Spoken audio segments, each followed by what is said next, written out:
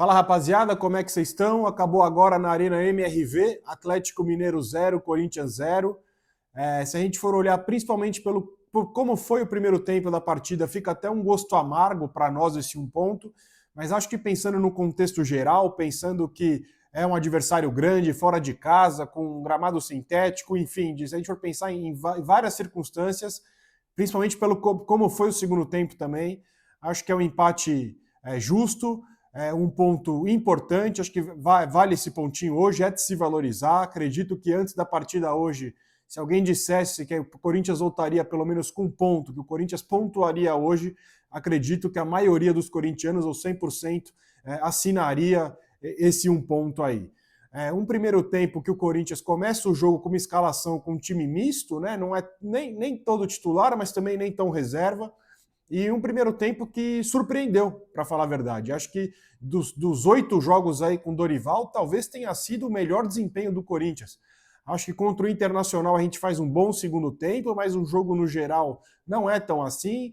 Contra o Santos a gente dá uma leve melhorada no segundo tempo, mas pensando em desempenho num geral, eu acho que hoje foi o melhor jogo sob o comando do Dorival.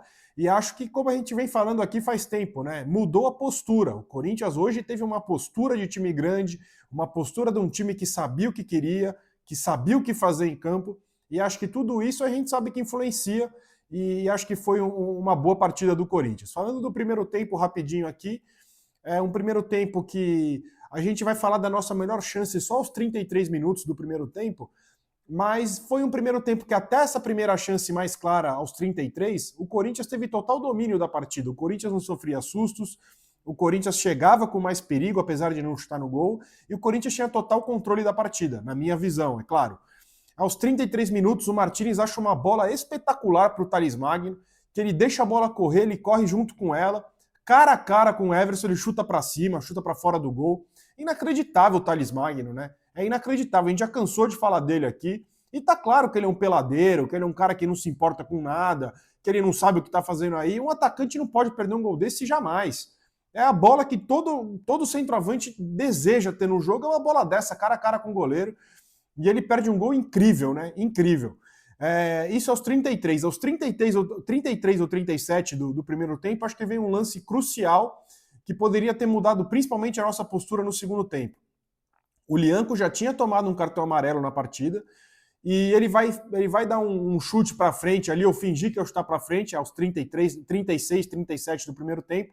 O Héctor Hernandes pula meio que virando o corpo, mas quando ele olha para frente, ele vê que consegue roubar a bola, ele toca na bola e o Lianco puxa o Héctor Hernandes para baixo. Ele segura a camisa do Héctor, puxa ele para baixo, faz a falta.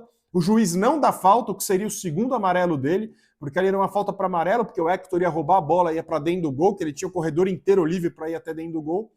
E é um lance que nos prejudicou. Isso é fato, porque o cara não deu nem falta. Não é que ele deu a falta e não deu cartão, ele não deu nem falta, e foi falta.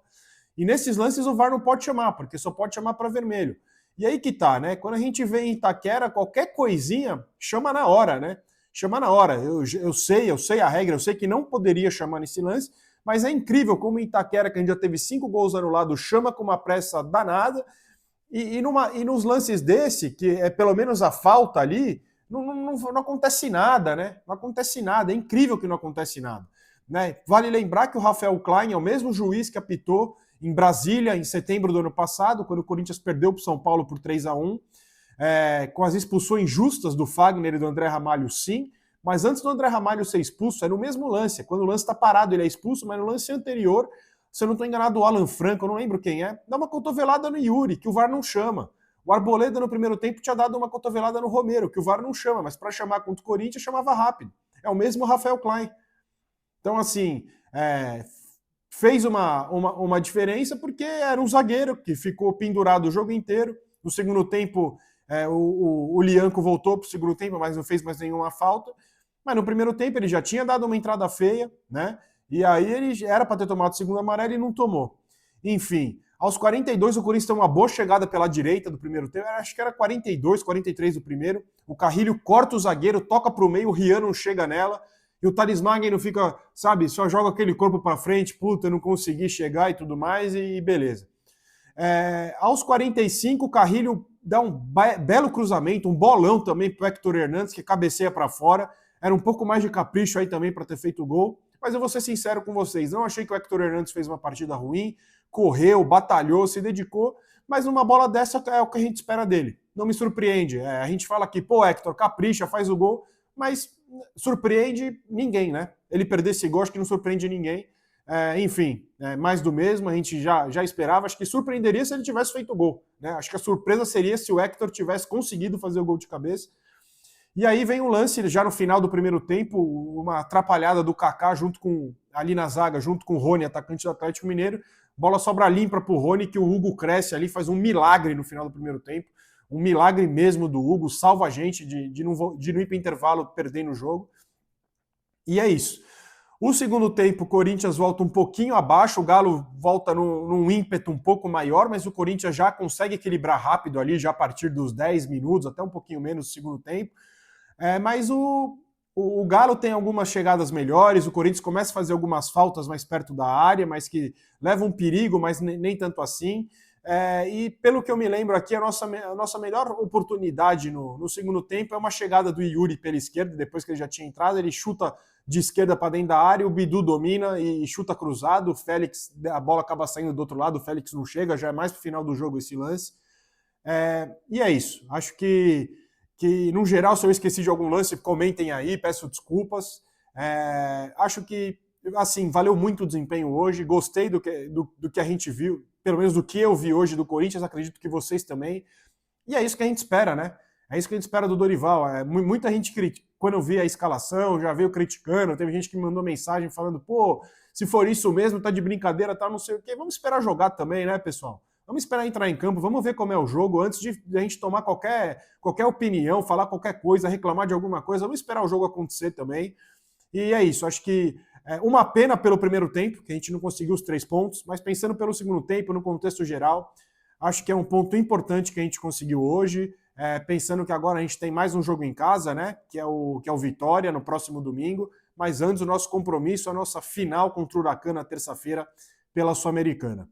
E agora, pessoal, como vocês bem sabem, vocês que acompanham mais a gente, vocês conhecem a gente, sabem que a gente não entra muito nesse quesito, nessa questão da política, dessa parte extra-campo, mas eu, como corintiano, me vejo até na obrigação aqui do projeto e peço até licença para o Vlad e para o Lucão, que não sabem que eu vou falar disso aqui no pós-jogo, mas para falar de tudo que está acontecendo extra-campo, tudo que a gente viu nessa última semana, como a gente sempre fala aqui, a gente não vai sair dando notícia, a gente não vai atrás de notícia para qualquer coisa, vocês conseguem ver também por diversos portais aí, mas como corintiano, eu me sinto na obrigação de falar com vocês que é uma vergonha a gente ter o presidente em exercício do Corinthians indiciado pela Polícia Civil. Acho que o Augusto Melo, assim como os outros indiciados, eles têm todo o direito de tentar provar sua inocência. Eu acho isso justo, acho isso certo. Acho que, pelo que eu sei, pelo que eu pude entender de tudo, confesso que eu não conheço muito desse ramo mais jurídico, assim, digamos assim, investigativo. Pelo que eu sei, agora, esse indiciamento vai para o Ministério Público, pelo que eu entendi, e o Ministério Público, se achar, se entender que tem evidências suficientes para entrar com uma ação ou para ter um julgamento, acho que esse é o próximo passo, ou se pedir novos argumentos para a polícia, isso volta para a polícia trabalhar melhor essa denúncia, né? Pelo que eu entendi, é isso que funciona. Mas não deixa de ser uma vergonha o presidente atual, né, o presidente em exercício do Corinthians ser indiciado pela polícia. Não deixa de ser uma vergonha coletiva e as mesmas coisas que o Augusto fala desde a campanha para ser presidente do Corinthians, ele continua repetindo as mesmas coisas. É um cara que se comunica mal pra caramba, é um cara que enganou a torcida, isso eu posso afirmar, ele enganou a torcida, prometeu diversas coisas e assim, a gente está de saco cheio desses caras. Essa que é a verdade. Pode ser lá do A, pode ser lá do B, a gente está de saco cheio desses caras.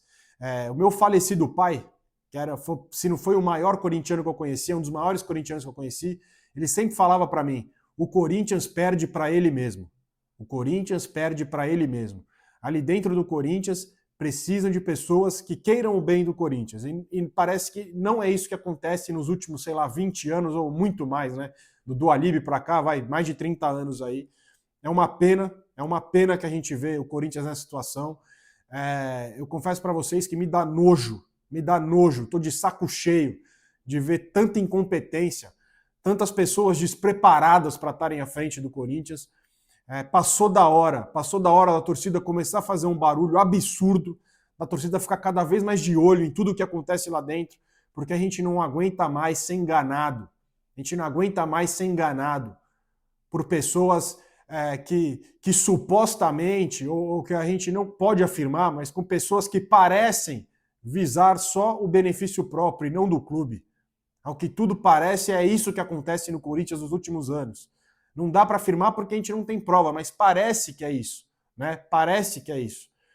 É lamentável. Quando a gente trabalha o nome, eu comento e fala do Rosala, vê o Rosala dando entrevistas e tudo mais, não dá para ninguém colocar a mão no fogo pelo cara, mas dá para saber, um cara que foi diretor de banco, e não é qualquer banco bunda, não. Estamos falando de Santander, estamos falando do BBA, estamos falando de cara com passagem no Safra, o cara que sabe minimamente falar, o cara que sabe se comunicar.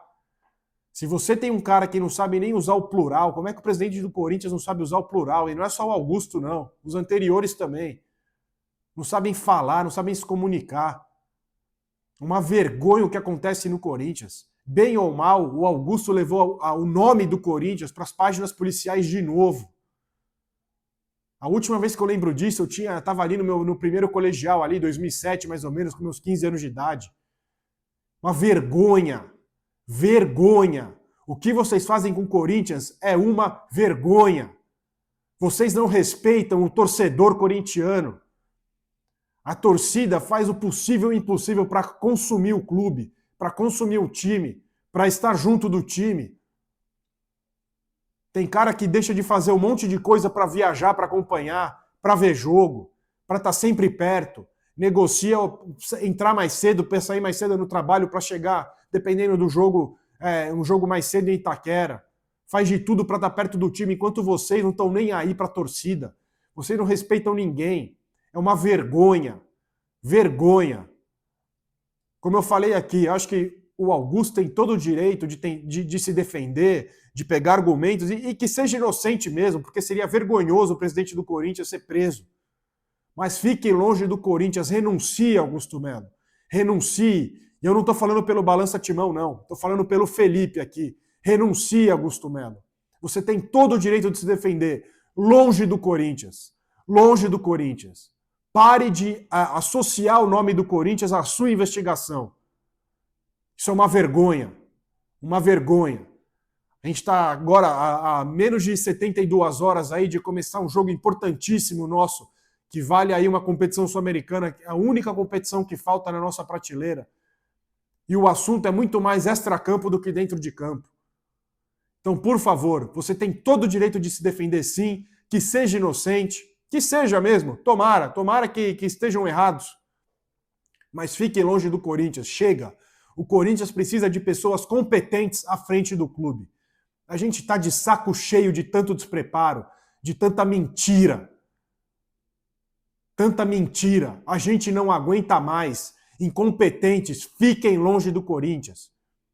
E se é para ficar investigando, se é para ficar mexendo na merda, quanto mais mexe, mais fede, que vão buscar os outros também, os anteriores. Mas estamos de saco cheio de vocês, todo mundo, lado A, lado B aí, saco cheio. Já passou da hora do Corinthians ter gente preparada para cuidar do clube e estar à frente do clube. Na terça-feira eu volto com vocês, pós-jogo do Huracan. Na quinta-feira não vai ser uma live, a gente vai fazer uma resenha gravada na quinta-feira para falar do jogo do Huracan. Espero sim que a classificação, pelo menos para esses playoffs aí, né? Porque dificilmente a gente vai tirar essa diferença necessária de que a gente teria que golear o Huracan na Argentina, dificilmente vai acontecer, mas que a gente consiga ir para esses playoffs da Sul-Americana. O jogo de hoje, como eu falei, pelo desempenho, surpreendeu positivamente. Gostei do Corinthians hoje, acredito que vocês também. Uma pena que a gente não conseguiu fazer o gol, foi por incompetência nossa, sim. Mas como eu falei, no contexto geral, foi um bom empate. Então é isso. Valeu o empate hoje. Renuncia Augusto Melo. Terça-feira eu estou de volta com vocês. Na quinta a gente vai fazer uma resenha. E sábado que vem a gente vai gravar mais um episódio do nosso podcast que vai ser sensacional, convidado. Um grande abraço a todos, um bom domingo para vocês e vai Corinthians. Valeu!